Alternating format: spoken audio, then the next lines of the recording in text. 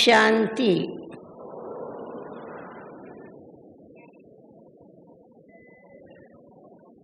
देवताओं की महिमा सर्वगुण संपन्न 16 कला संपन्न की जाती है। संपन्नता अर्थात भरपूरता। ये सर्वगुण संपन्न 16 कला संपूर्ण कैसे बने, ये तो हम ब्राह्मण अच्छी तरह से जानते हैं, क्योंकि इस पुरुषोत्तम संगम युग पर बेहद बाबा ने आकर के हम बच्चों के आगे साकार ब्रह्मा बाबा का एक ऐसा एग्जाम्पल पास कर हमारे सामने रखा, जिसको देख के कैसा बनना है इसकी प्रेरणा हमें मिलती।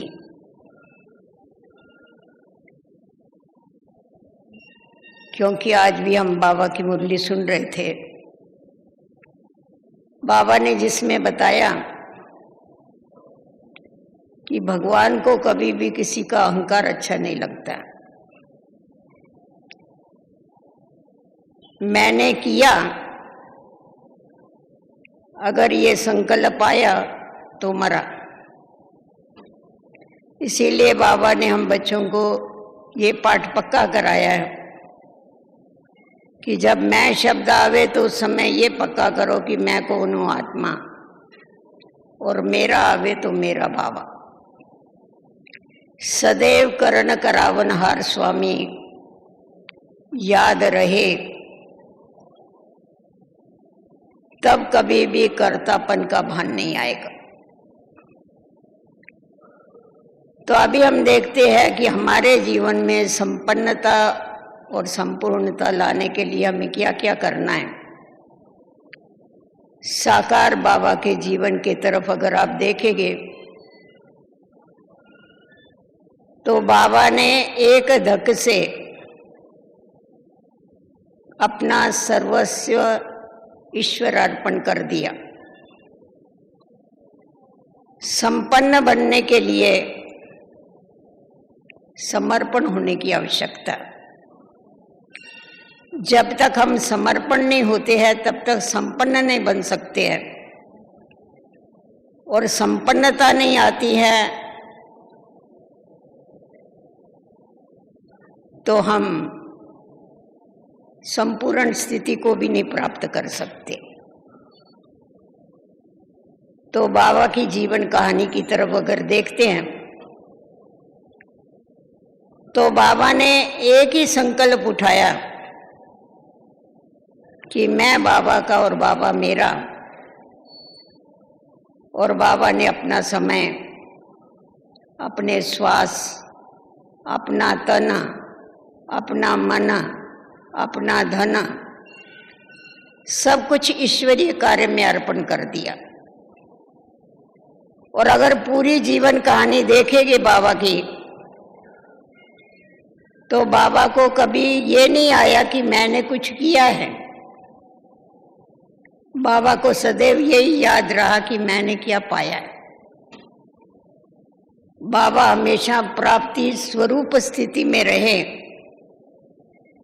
इसीलिए सदा खुशी में नाचते रहे और बच्चों को नचाते रहे। हम देखते थे बाबा में कभी भी मैंपन नहीं था। बाबा को सदैव ये याद था कि करण करावन हार स्वामी जो है वो करा रहा है और मैं निमित्त बन के ये कार्य कर रहा हूं। बाबा ने कभी ये नहीं कहा कि ये यज्ञ मेरा है, ये बच्चे मेरे हैं। बाबा ने सदैव ये याद दिलाया बच्चों को कि ये रुद्र ज्ञान यज्ञ है और ये सब शिव बाबा के बच्चे हैं, रुद्र के बच्चे हैं। जिस समय बाबा के साथ साकार मम्मा बाबा के साथ ब्रह्मा भोजन खाते थे उस समय भी बाबा बच्चों को याद दिलाते थे कि बच्चे शिव भोलेनाथ के भंडारे से शिव बाबा को याद करके ब्रह्मा भोजन स्वीकार करो। खाते थे ब्रह्मा भोजन, परंतु किसके भंडारे से खा रहे इसकी याद बाबा दिलाते थे। कभी ये नहीं कहा कि ब्रह्मा के भंडारे से खा रहे हैं, शिव भोलेनाथ के भंडारे से खा रहे। तो बाबा ने सदैव बच्चों का बुद्धि का योग एक ही शिव बाबा से लगाने का हमेशा ही पुरुषार्थ कराया। निमित्त भाव और निर्माण भाव, इसकी कला अगर जीवन में है तो संपन्नता आती। वो प्रैक्टिकल में देखने में आया कि बाबा अपने को निमित्त समझता था, मालिक नहीं, परंतु मैं निमित्त हूं। निमित्त होने के कारण उसमें निर्माणता थी। बाबा कहता था मैं तुम्हारा ओबीडिएंट सर्वेंट, आज्ञाकारी सेवक हूं मैं तुम बच्चों का। अभी कहाँ इतनी बड़ी अथॉरिटी और कहे मैं तुम्हारा आज्ञाकारी सेवक हूं, कितनी बड़ी बात। बाबा हमेशा बच्चों के अंदर बहादुरी लाने के लिए बच्चों को बताते थे मैं भी तुम्हारे जैसा स्टूडेंट, जैसा तुम्हारे साथ माया लड़ने के लिए आती है पहले तो मेरे पास आती, क्योंकि वैसे भी युद्ध के मैदान में जब खड़े रहते हैं तो क्या होता है, जो भी दुश्मन है वो सेनापति के ऊपर पहले वार करेगा ना, सोल्जर के पीछे थोड़ी भागते हैं। तो इसीलिए जो भी तूफान आते हैं, जो आगे चल रहा है उसको तूफान लगते हैं। तो बाबा कहते थे देखो ये माया के तूफान पहले मेरे को टकराते हैं, मेरे को टकराने के बाद उसका जोर कमती हो जाता है और फिर तुम्हारे पास आता। क्योंकि तूफान अगर किसी पहाड़ी को टकराएगा तो क्या होता है, उसका जोर कम हो जाता है। तो बाबा हमेशा अपना मिसाल दे करके बच्चों को हल्का कर देते थे और अपनी निर्माणता बाबा की जो है वो भी बाबा के हर कर्म में दिखाई पड़ती थी। तो उसी प्रकार हम लोगों को भी सर्व गुणों में संपन्न बनना है तो पहले निमित्त भाव, क्योंकि बाबा ने जो गृहस्थी है उसको गृहस्थी नहीं परंतु ट्रस्टी बना दिया है। हम निमित्त है और हम ये कार्य कर रहे। बाबा ने हमें सेवा दिया है। बाबा ने यहाँ तक भी कहा कि जैसे ये बच्चियां सेवा स्थान संभालती है, वैसे ही तुम बच्चे घर गृहस्थ में रह करके उसको अपनी गृहस्थी नहीं समझो परंतु सेवा स्थान समझो।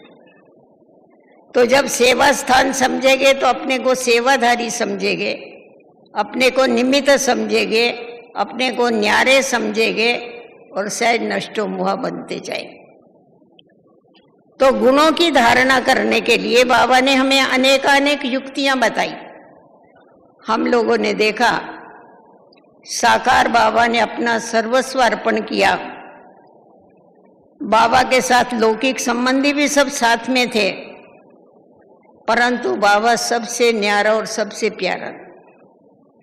बाबा के अंदर कोई भेदभाव नहीं था, किसी को मालूम भी नहीं था कौन किसका क्या लगता है। वो ही देख के जो दूसरे रहने वाले उनके अंदर भी वो नष्टो मोह की स्थिति जो है वो सहज ही उन्होंने प्राप्त किया। तो उसी प्रकार ऐसा नहीं कि हम प्रवृत्ति में रहते हैं इसीलिए नष्टो मोह नहीं बन सकते हैं, क्योंकि सर्व गुणों में संपन्न बनने के लिए नष्टो मोह ये तो बहुत बड़ा गुण है। तो उसको प्राप्त करने के लिए बाबा ने हम बच्चों को अशरीरी बनने का अभ्यास कराया। जितना जितना हम अशरीरी बनते हैं, आत्मिक स्थिति में रहते हैं, और आत्मा आत्मा भाई भाई की दृष्टि हमारी पक्की होती जाती है, उतना उतना हम इस दुनिया से न्यारे होते जाते हैं। तो साकार बाबा के अंदर ये सारे गुण थे, वो ऐसे ही नहीं आए, परंतु बाबा ने अपने ऊपर फुल अटेंशन दिया। आप लोगों को मालूम होगा, जब शुरू शुरू में शिव बाबा की प्रवेशता हुई तो बाबा ने बैठ के कापियां की कापियां लिख डाली, मैं आत्मा हूं, मैं आत्मा हूं, मैं आत्मा हूं, जसोदा आत्मा है। घर के जितने मेंबर थे उनके नाम से कापियां की कापियां भर डाली। बाबा कहता था मैं बनारस में जाके बैठ गया, वहां जाके बैठा, मैं दीवारों पर लिखना चालू कर दी। बाबा ने इतना अभ्यास किया आत्माभिमानी बनने का, जिसके कारण कभी भी बाबा को देह का भान नहीं आया। बाबा ने सर्वस्व अर्पण किया, परंतु बाबा ने कभी वर्णन नहीं किया कि मैंने ये छोड़ा, मैंने ये छोड़ा, मैंने ये छोड़ा। बाबा ने ईश्वर अर्पण कर दिया, तन मन और धन सब कुछ अर्पण कर दी। तन भी ऐसा अर्पण किया, शिव बाबा ने तो उसमें प्रवेश किया ही, शिव बाबा तो उसके द्वारा कार्य कराता ही था, परंतु बाबा ने अपने तन को दधीची ऋषि मिसल हड्डियां घिसी, यज्ञ में समर्पण किया।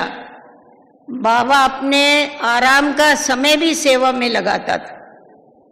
कितना कितना समय तो बाबा रात को सोते नहीं थे।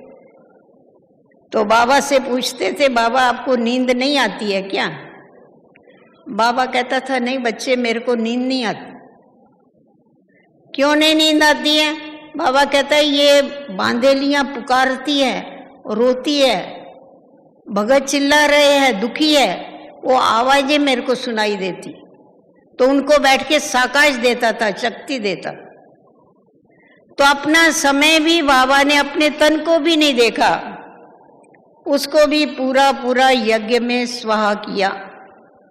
मन तो उसका उसके साथ ही था, परंतु कभी कभी बच्चों के साथ खेल करता था। बाबा कहते, बाबा देखते थे कि बच्चे कभी घबरा जाते हैं, क्या करें, हम बाबा को भूल जाते हैं। बाबा कहता था मेरे बाजू में बैठा है तो भी मैं भूल जाता हूँ।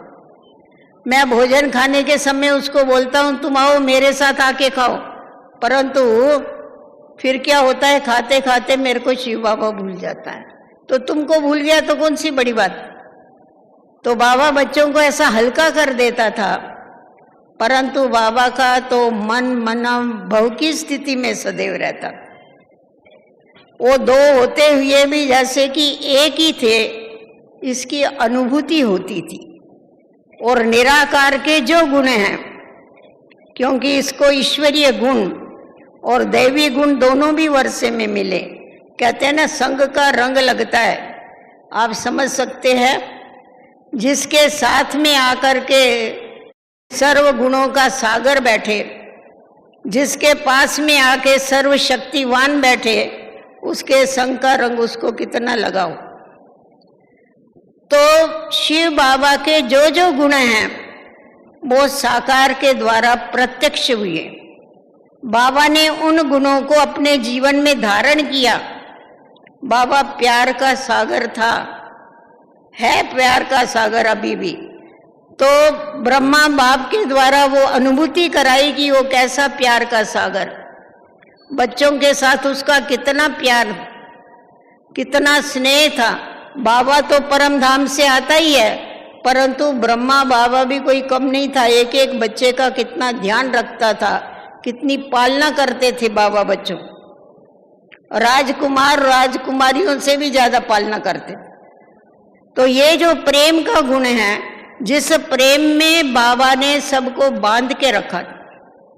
शुरू शुरू में जिस समय पर कराची में ये सारा घमसान चला और बहुत अत्याचार किए, जो वो समझते नहीं थे, पहचानते नहीं थे, उस समय पर उन्होंने क्या किया, छोटे छोटे, क्योंकि माताएं जब भी पवित्रता के लिए उन्होंने नहीं रहने दिया घर में, तो ये फिर पवित्रता के लिए घर छोड़ के आई, छोटे छोटे बच्चों को लेके आई। इन्होंने बहुत कोशिशें किया, जादू टोने किए, सब कुछ किया कि इनको वापस लावे, परंतु वो गई नहीं। फिर उन्होंने लास्ट एक शस्त्र छोड़ा। वो क्या शस्त्र छोड़ा? क्योंकि माताओं में मोह होता है, तो वो जो बच्चे लेके आई थी छोटे छोटे, तो वो बच्चे इन्होंने क्या किया, कोर्ट के द्वारा जाकर के जो छोटे बच्चे हैं वो हमको वापस मिलने चाहिए, 18 बरस से जो भी छोटे। तो कोर्ट के द्वारा ऑर्डर आया कि इनको वापस करो। तो काफी बच्चे थे, बाल भवन था पूरा। बाबा देखो कैसा प्यार कितना दिया, साकार ने कितना प्यार दिया बच्चों। तो जब ये ऑर्डर आया तो उस समय पर बाबा ने कहा अभी इनके कोर्ट से ऑर्डर आया, और उस समय तो आप समझते कितनी कड़क गवर्नमेंट थी, ब्रिटिश गवर्नमेंट। तो अभी तो इनको वापस भेजना पड़ेगा। तो बाबा ने उन सब बच्चों को 4-4 ड्रेस, उनका छोटा बिस्तरा, छोटी बैग, जैसा जाते हैं ना मिलिट्री में पीछे लटका के, ऐसा उन लोगों को सबको बनाया। और उसके बाद फिर 4-5 जो वहां पर दादियां थी, उनको कहा कि आप इनको जाके छोड़ के आओ। तो वहां उस समय था अल्लाह बख्श, वो वहां का बड़ा था, तो मिनिस्टर था कोई। तो बोला इसके द्वारा वो बच्चे लेने को आवे, उसके बंगुले पर छोड़ के आओ। तो इन लोगों ने क्या किया, ये ले गए बस में भर के बच्चों को जब बस में भर के ले गए तो उनको बच्चों को तो बेचारों को मालूम ही नहीं था हमको क्यों लेके जा रहे हैं। वो तो खुशी खुशी से गए उनके साथ। और वो जो उनके पेरेंट्स से दूसरे, वो तो गाड़ियां सजा करके आए थे, जैसा दुल्हन को लेने के लिए आए, ऐसा खुशी खुशी से सब आए कि हमने जीत लिया। और बच्चों को जब मालूम पड़ा कि हमको इनके साथ जाना है तो कोई जाने को तैयार नहीं। उन्होंने तो रोना धोना चालू कर दिया। और छोटे छोटे बच्चे थे, बच्चे लेथड़ी पहनते हैं ना नीचे, उन्होंने लेथड़ी पहनना चालू कर दिया। हम नहीं जाएंगे, हम बाबा को छोड़ के नहीं जाएंगे, हमको बाबा के पास ही रहना है। इतना रोवे, बात मत पूछो। ब्रिजेंद्रा दादी बोला हम देख नहीं सकते थे, इतना बच्चे रो रहे और वो उनको खींच रहे चलो। आखिर इन्होंने जबरदस्ती बच्चों को ले गए तो वो दृश्य देख के अल्लाह बख्श की आंख में भी पानी आ गया। फिर क्या हुआ, 2 दिन वो लोग रहे, तीसरे दिन वो सब बच्चे भाग के वापस बाबा के पास आ गए। तो ये सब बच्चे जो बाबा के पास आ गए, तो ये सब फिर गए अल्लाह बख्श के पास कि आपने जो बच्चे दिए वो बच्चे तो वापस चले गए। अल्लाह बख्श ने बोला खबरदार अगर तुम यहाँ आए तो आप लोगों को शर्म नहीं आती है? अरे इनको दादा ने क्या दिया है जिसके कारण ये इतने दादा के पीछे मोहित हुए। आप लोगों ने क्या दिया? दादा ने इनको कितना प्यार दिया, दादा ने इनको कितनी परवरिश दिया, दादा ने इनको कैसा पाला, आपने क्या किया है? इसीलिए आप उनका नाम नहीं लेना, जाओ, भगा दिया उन्हें। तो बाबा ने इतना प्यार दिया बच्चों को, छोटे बच्चों को भी बाबा ने इतना प्यार दिया, परंतु बाबा के अंदर बैलेंस की कला थी। बाबा जितना प्यारा था उतना ही न्यारा भी था। अभी अभी प्यार करेगा और अभी अभी देखो तो एकदम न्यारा हो जाएगा। जब भी जाते थे ना तभी कहेगा अच्छा बच्चे जाओ, खुश रहो, आबाद रहो, ना विसरो ना याद रहो। अभी विसरो भी नहीं और याद भी नहीं रहो, दोनों भी बात करेंगे। और एकदम जैसा डिटैच, किसी के साथ कोई अटैचमेंट नहीं। तो सर्व गुणों में ये भी न्यारापन, बैलेंस की जो कला है, बैलेंस की कला उसके पास थी, इसीलिए बाबा के अंदर वो सर्व गुण आते गए। तो बैलेंस की कला भी बहुत आवश्यक है। तो इस संगम युग के ऊपर वहां तो सर्वगुण संपन्न तो सिर्फ दैवी गुण होते हैं, परंतु यहाँ संगम युग पर ईश्वरीय गुण और दैवी गुण ये दोनों गुण हमें वर्षे में मिलते। ईश्वर के अंदर जो विशेषता है वो भी हमारे अंदर भरी जाती है, और देवताओं की जो विशेषता है वो भी हमारे में भरी जाती है। तो बाबा ने हर एक बात हम बच्चों को प्रैक्टिकल में करके बताया कि कैसा करना है। तो जब हम साकार बाबा के जीवन को देखते हैं, जीवन को देखने के बाद मालूम पड़ता है कि जितना जितना अपनी संपन्नता के, क्योंकि जितने जितने संपन्न बनते जाते हैं, गुणों से भरपूर बनते जाते हैं, उतना उतना क्या होता है, संपन्नता आती जाती है, संपूर्णता आती जाती है। जैसा चंद्रमा 16 कला संपूर्ण हो जाता है ना, तो उसी प्रकार आत्मा संपूर्णता की स्टेज की तरफ जाती है। तो हमने देखा साकार बाबा की जो संपूर्ण स्टेज है वो क्या थी। बाबा, पहले तो हम बाबा के पास जब भी आते थे, बाबा से बैठते थे, बाबा को समाचार सुनाते थे, सेवाओं का बाबा बड़ा रुचि से सुनता था और पूछता भी था। कोई हम सेवा करते थे ना, बाबा को लिख के भेजते थे समाचार, और फिर बाबा हम बच्चों को करेक्शन भी दे के भेजता था। ऐसा नहीं, ऐसा समझाना, सब करेक्शन भी देते थे बाबा। परंतु धीरे धीरे देखा, बाबा ने पहले बाहर का ये सन्यास किया, स्थूल सन्यास, तन मन धन ये किया। धीरे धीरे देखा बाबा इन बातों से भी उपराम होता गया, सब बातों से एकदम उपराम, क्योंकि आत्मा जितना जितना अपनी संपूर्ण स्टेज की तरफ जाती है, उतना उतना उसको आवाज में आना और आवाज सुनना अच्छा नहीं लगता। उसको आवाज की दुनिया अच्छी नहीं लगती है, क्योंकि संपूर्ण स्टेज ये आवाज की दुनिया की परे की स्टेज। तो इसीलिए प्रैक्टिकल में दिखाई पड़ता था कि बाबा को आवाज नहीं अच्छा लगता, बाबा आवाज से परे रहता था। पहले जाके बाबा के पास बैठते थे, समाचार सुनाते थे, परंतु फिर उसके बाद धीरे धीरे ऐसा परिवर्तन होता गया, जब जाते थे तो बाबा तपस्या में बैठा रहता था। नहीं तो बाबा इतना फुर्त था, अभी देखेंगे तो इधर खड़ा है, अभी देखो तो भंडारे में, अभी देखो तो इधर। फिर बाबा उसके बाद तपस्या में ही ज्यादा बैठता, और ऐसा बाबा बैठेगा एकदम सन्नाटा पूरा। आप जाओ बाबा के सामने जाके बैठो, कुछ बात करने के लिए जाओ, टाइम लिया, बात करने के लिए गए, जाके बैठेंगे तो हमारे संकल्प भी स्टॉप हो जाएंगे, सामने वाले के संकल्प भी नहीं चलेंगे, बैठे रहेंगे, दृष्टि लेते रहेंगे, बाबा से गुम हो जाएंगे। फिर थोड़े काफी समय के बाद बाबा पूछेगा कुछ कहना है, कुछ नहीं, सिर हिलाएंगे, कुछ नहीं कहना है, कहने के लिए आए हैं। परंतु बाबा की वो जो संपूर्णता की स्टेज थी, उसके आगे कुछ भी नहीं, फिनिश, और उठ के चले जाते थे। फिर बाहर आने के बाद समझता था, अरे ये क्या है, हम तो बाबा से बात करने को गए थे, फिर बाबा से बात तो किया ही नहीं। तो बाबा ने ये स्टेज कोई जादू मंत्र से नहीं पैदा किया, या शिव बाबा ने उसमें प्रवेश किया इसीलिए उसको ये स्टेज नहीं आई। उसने खुद के ऊपर मेहनत किया बाबा ने, रात रात जाग के बाबा ने तपस्या किया।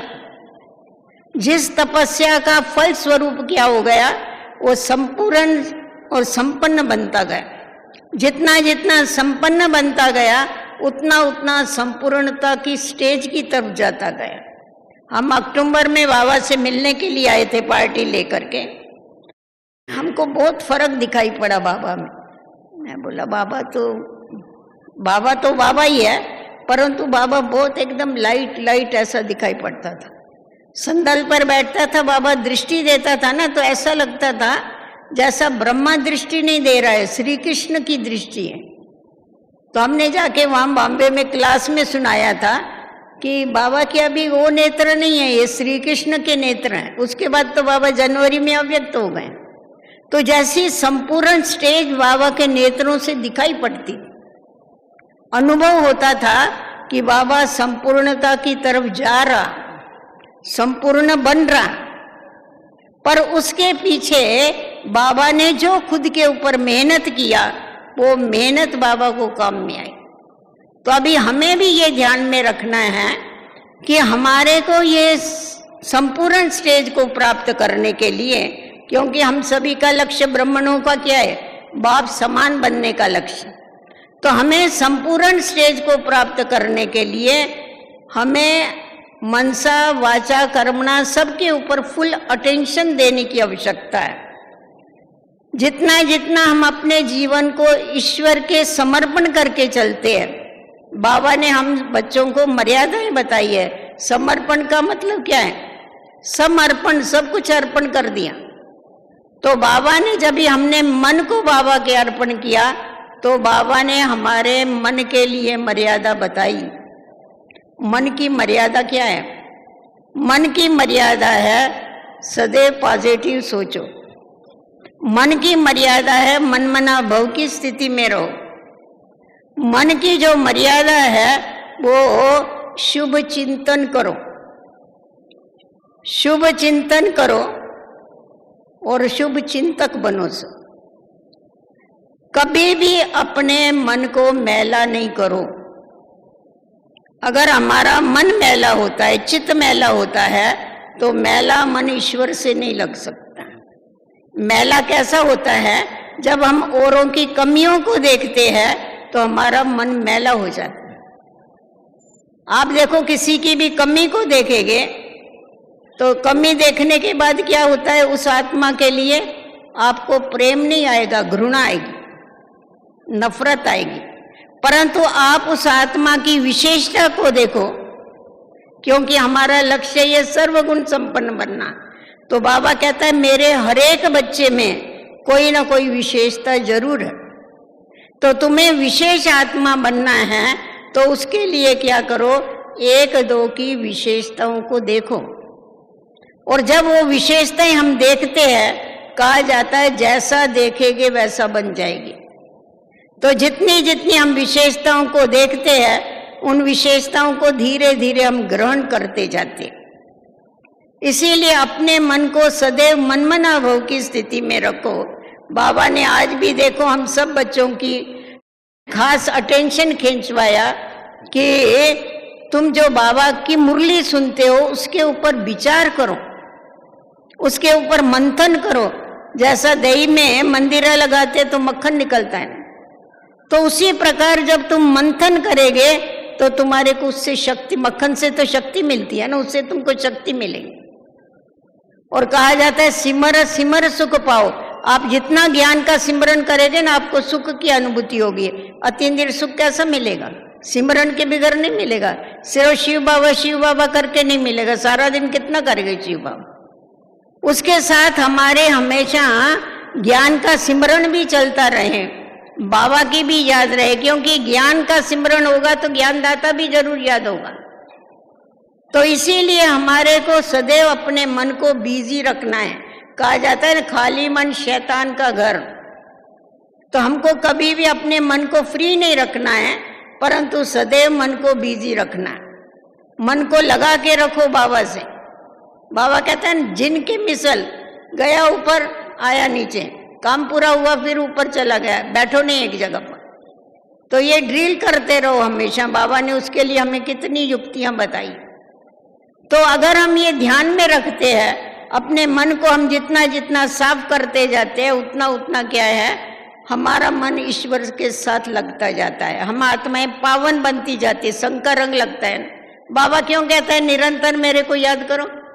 निरंतर बाबा को याद करने से बाबा के संग का रंग हमारे ऊपर चढ़ता जाता है।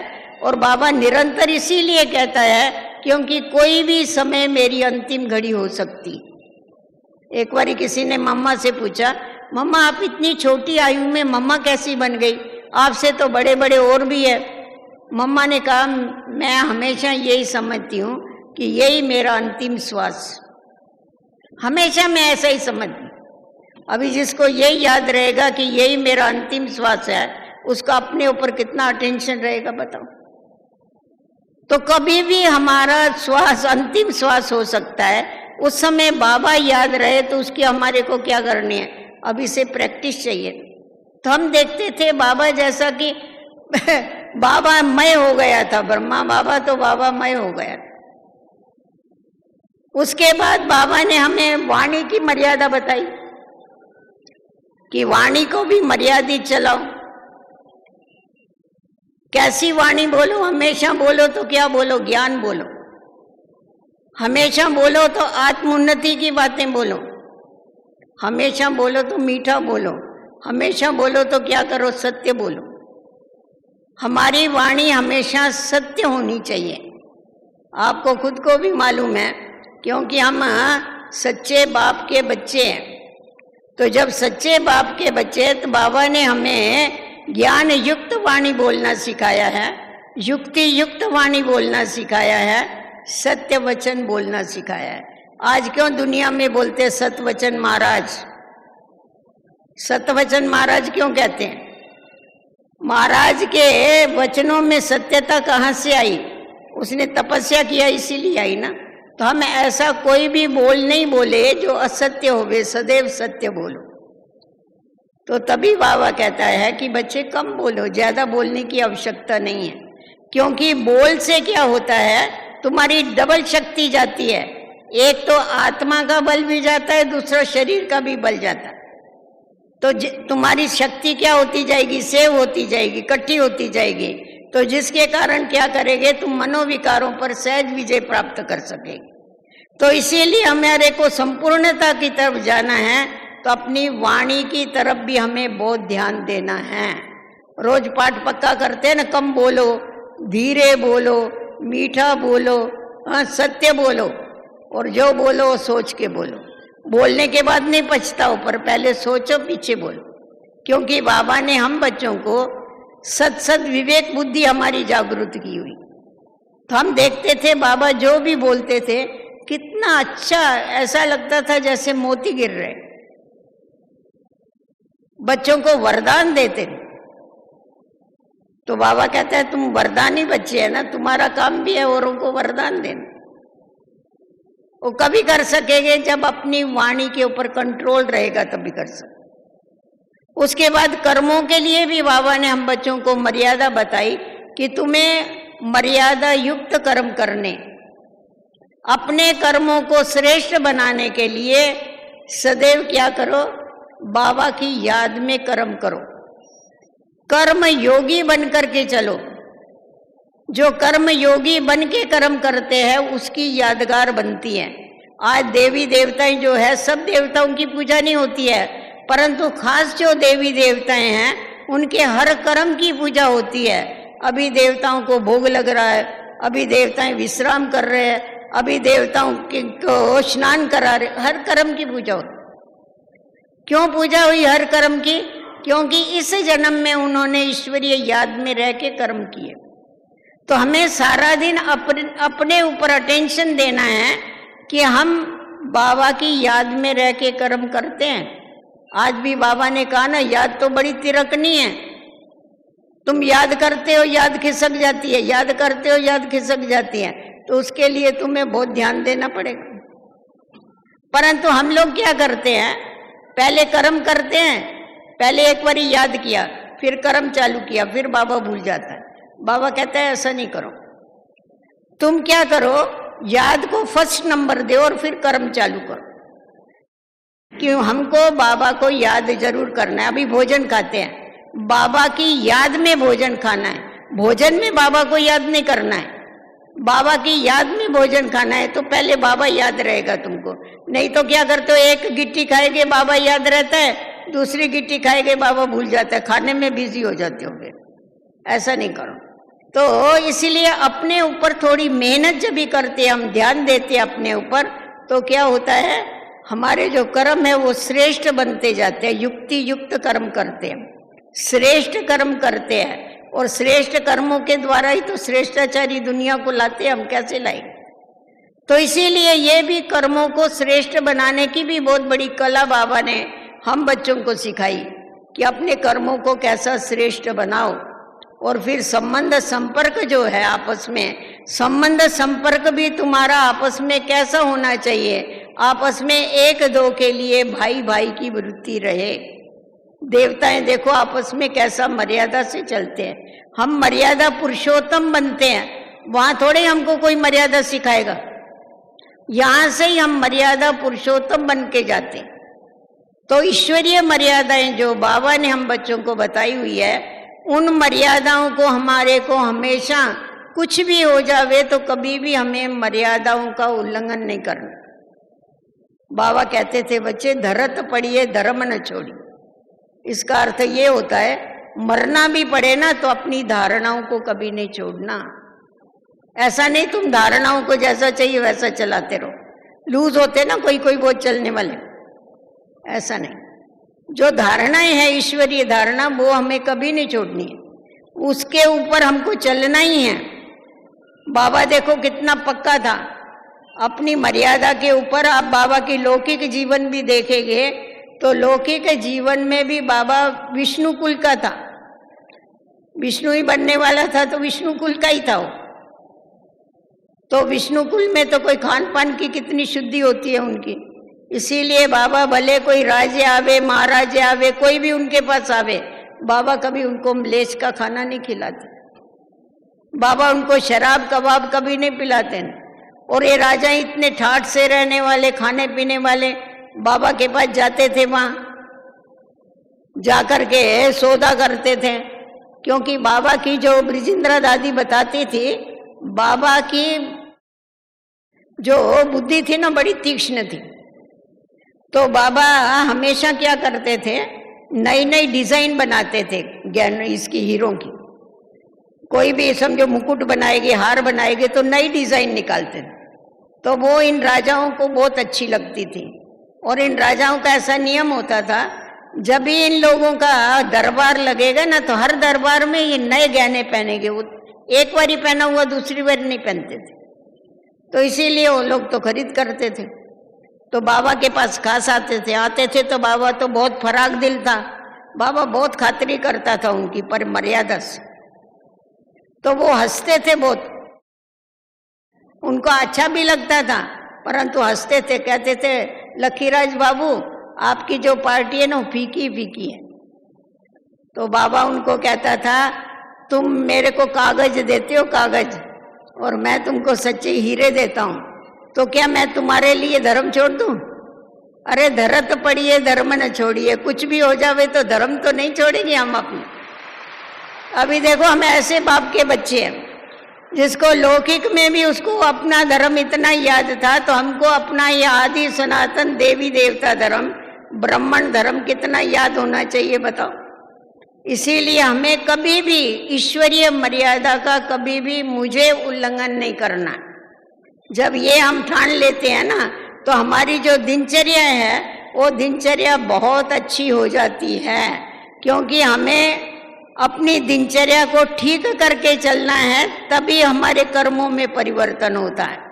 बाबा ने हम बच्चों को अमृत वेले से लेके रात को सोने तक सब मर्यादाएं दी हुई। उठना है तो कैसा उठना है, जल्दी उठ के बाबा के साथ कैसी रूह रियान करनी है, अमृत वेले बाबा से बातें करनी है। बाबा ने खास हम बच्चों को क्या किया है, अमृत वेले का समय दिया है ना। वैसे भी कोई कितना भी बड़ा आदमी हो परंतु अपनी फैमिली के लिए टाइम निकालता है ना। बाबा जितना बड़ा तो दुनिया में कोई नहीं है, और बाबा देखो एक ही बारी आता है 5000 बरस में, और आके बाबा को कितना बड़ा कार्य करना है, सारी सृष्टि को परिवर्तन करना है, ब्राह्मणों को पावन बनाना है, पावरफुल बनाना है, और साइंटिस्ट को प्रेरणा है, क्या नहीं करना है, उसको भक्तों की मनोकामनाएं पूर्ण करना है। परंतु बाबा कहता है मैं मेरे ब्राह्मण बच्चों के लिए अमृत वेला फिक्स रखा हुआ है, उस समय पर तुम बैठ करके मेरे से जो चाहिए वो वरदान ले लो। बोला ना तुम उस समय भंडारे खोल के बैठा हुआ होता है, आप शक्ति लो मेरे से आपका कोई प्रॉब्लम होवे तो वो बताओ, वो हल कर देगा तुम्हारा, जो भी तुम्हारी आश होवे वो बताओ, परंतु शुभ आश, तो जो तुम बोलेगे वो तुम्हारा पूरा करेगा। परंतु तुम्हारे को जो अमृत वेले की मर्यादा है उस मर्यादा के ऊपर तुमको चलना, तुम उस मर्यादा के ऊपर चलेगे तुम्हारा सवेरा अगर शुभ होगा तो सारा दिन शुभ जाएगा। इसीलिए हमारे को ये ध्यान में रखना है। अब यहाँ आते हैं तो अमृत वेले बैठते हैं। रोज घर में कौन कौन अमृत वेले बैठता है? हाथ ऊपर करो जरा देखें। बहुत लोग बैठते हैं। अमृत वेला कितने बजे होता है? जब उठे तभी सवेरा, ऐसा तो नहीं है। हाँ, कोई कोई ऐसे करते हैं जब उठे तभी सवेरा। हाँ, 6 बजे उठे तो 6 बजे सवेरा, 5 बजे उठे तो 5 बजे सवेरा। नहीं, अपने पास यहाँ देखो योग कभी होता है 4 से 4:45। तो जो फिक्स टाइम है ना, उस टाइम पर आप बैठेंगे ना तो आपको ज्यादा से ज्यादा मदद मिलेगी। और ये आप हमेशा ध्यान में रखो, बाबा की जो आज्ञाएं हैं, बाबा की आज्ञाओं पर चलने से ही हम आज्ञाकारी बनते हैं। और आज्ञाकारी बनने के कारण बाबा की दुआएं हमको मिलती। लौकिक में भी कौन से बच्चे हैं जिसके ऊपर माता पिता का ज्यादा प्यार होता है? आज्ञाकारी बच्चों के ऊपर होता है। तो ब्रह्मा बाप ने शिव बाप की सर्व आज्ञाओं का सिर माथे के ऊपर क्या किया? स्वीकार किया उसको। इसीलिए नंबर 1 बन गए। क्योंकि जो बाबा ने बोला, जैसा बोला वैसा करके बताया, प्रैक्टिकल में हम सभी के आगे एग्जाम्पल बन के बताया। तो हमें भी हमेशा ये ध्यान में रखना है कि हमें बाबा की किसी भी आज्ञा का कभी भी उल्लंघन नहीं करना है। अगर उल्लंघन करेंगे तो बाबा से दुआओं के पात्र हम नहीं बन सकते। और जब तक बाबा की दुआएं हमको नहीं मिलेगी तो हम ऊंच पद कैसा पाएंगे? बाबा ने कहा ना, देखो, पावन बनने के लिए, मुक्ति के लिए याद और जीवन मुक्ति के लिए ये पढ़ाई जो है ये बहुत ही आवश्यक है। तो इसीलिए हम लोगों को पढ़ाई के ऊपर भी फुल अटेंशन देना। सर्वगुण संपन्न बनने के लिए भी हमारे को युक्तियां चाहिए ना। सर्वगुणों को जीवन में कैसा धारण करना है, बाबा की आप एक एक मुरली देखो, रोज नए नए तरीके से बाबा हम बच्चों को समझाते हैं। रोज हमें नई नई स्मृति दिलाता है, घड़ी घड़ी स्मृति दिलाता है। कभी कभी कोई क्या कहते हैं, अरे क्या है बाबा वही समझाता है। वही नहीं समझाता है, बाबा नए नए तरीके से हमको समझाता है। और कितने वर्षों से समझा रहा है। अगर एक बार ही समझा के चला जावे तो हम क्या करेंगे बताओ? इतने वर्षों से समझा रहा है तो भी हमारी हालत क्या है? और एक ही बार ही समझा के चला जावे तो फिर तो कुछ भी नहीं हो। इसलिए बाबा कहता है मैं समझाता हूँ, तुमको पावन बनाता हूँ और फिर साथ में लेके जाता हूँ। तो हमें ऐसे कर्म करने हैं जो हम बाबा के साथ में और बाबा के पास जाके रहे। साथ कौन जाएंगे? साथी वही होते हैं जो समान होते हैं। तो जब तक हम समान नहीं बने हैं बाप के, तब तक बाबा के साथ नहीं जा सकेंगे। और जो साथ नहीं जाएगा वो पास भी तो नहीं रहेगा ना, पीछे आएगा वो थोड़ी पास रहेगा। शिव बाबा जाके बैठेगा, उसके पास कौन जाके बैठेगा? जो साथ जाएगी। और फिर नई दुनिया में भी श्री कृष्ण के साथ साथ आएंगे। तो अगर फर्स्ट जन्म में श्री कृष्ण के साथ आना है तो उस जैसा हमको बनना पड़ेगा। वो कैसा बनना है वो ब्रह्मा बाप को देखो, एकदम पुरुषार्थ का शॉर्टकट है, फॉलो फादर। बाबा कहता है तुमको कुछ नहीं करना है, तुमको सिर्फ ब्रह्मा बाप की कॉपी बनना है। ब्रह्मा बाप को फॉलो करते चलो तो क्या हो जाएंगे? तुम बाप समान सर्वगुण संपन्न भी बन जाएंगे और 16 कला संपूर्ण भी बन जाएंगे। और संपूर्ण सुख वाली दुनिया में तुम आएंगे। ऐसा नहीं 1250 बरस बीत जावे उसके बाद हम त्रेता में आवे, ऐसा तो कोई नहीं चाहता है। यहाँ कोई चाहता है हम राम राज्य में आवे? सभी क्या चाहते हैं? हम श्री कृष्ण के साथ में आवे। उसके लिए तो मेहनत करते हैं ना। तो उसके साथ आना है तो फिर वैसा ही बनना पड़ेगा। तो हमें सबको अपना ध्यान रखना है कि क्या हमें सदैव बाबा याद रहता है। हम गीत तो गाते हैं, मेरा तो एक शिव बाबा दूसरा नहीं कोई। गाते हो गीत? गाओ, मेरा तो एक बाबा दूसरा नहीं कोई। परंतु सचमुच अंदर में देखो है तो नहीं कोई। बाबा ने उस दिन कहा ना, कोई चूहा कोई कौआ कभी आ तो नहीं जाता है। सिर्फ मैं और मेरा है या और भी कोई है? अगर और भी कोई आएगा तो क्या हो जाएगा? हाँ, हमारी बुद्धि इधर की उधर चली जाएगी। इसीलिए सिवाय बाबा के और किसी को साथ में नहीं रखना। सदैव एक बाबा के साथ रहो, बाबा के साथ चलो, बाबा के साथ खाओ। और कितनी अच्छी बाबा ने बात बताई, जब भी सो तो मेरे साथ आके सो जाओ, तो तुमको नींद की गोली नहीं खानी पड़ेगी। नींद की गोलियां खाते रहते हैं, अरे क्या करे नींद नहीं आती है। क्यों नहीं आती है नींद? फालतू संकल्प करते तो नींद कहां से आएगी? बाबा के याद की गोली खा लो, नींद आ जाएगी आप, और एकदम फ्रेश होके आप उठेंगे। फिर ज्यादा नींद करने की भी जरूरत नहीं होगी, आप एकदम अमृत वेले आप उठ करके बैठ जाएंगे। तो बाबा ने हम बच्चों को बहुत सेलिब्रेशन दिया है, क्योंकि हम बाबा के सिकीलदे बच्चे हैं ना। 5000 बरस के बाद मिले हैं उसको आकर के। आप देखो, विचार करो, किसी का बच्चा 5 दिन भी गुम हो जाता है और उसको मिलता है तो बाप को कितनी खुशी होती है। हम तो बाबा को 5000 बरस के बाद मिले तो बाबा को कितनी खुशी होती होगी, और हम बच्चों को कितनी खुशी होती है। बाबा को ज्यादा होती है या बच्चों को होती है? क्या बोलते हो सब? बाबा को ज्यादा होती है, आपको खुशी नहीं होती है? क्या बोलते हैं? खुशी होती है नहीं होती है? तो खुशी बताओ तो सही ना, ताली बजा के कि हमको खुशी है बाबा। हाँ, हमको बहुत खुशी है। अरे देखो, आप देखो, हम बाबा को 5000 बरस के बाद मिले, हमको भी तो बाबा 5000 बरस के बाद मिला है। और सिर्फ बाबा नहीं मिला, इतना बड़ा परिवार मिला है, तो हमको तो कितनी खुशी होनी चाहिए। ऐसा परिवार है किसी का? सतयुग में देखो, एक बच्चा और एक बच्ची होते, छोटा परिवार, सुखी परिवार। द्वापर से लेके थोड़ा बढ़ता है परिवार, वहां नाते रिश्ते बढ़ते हैं। और संगम युग के ऊपर कितना बड़ा बेहद का परिवार।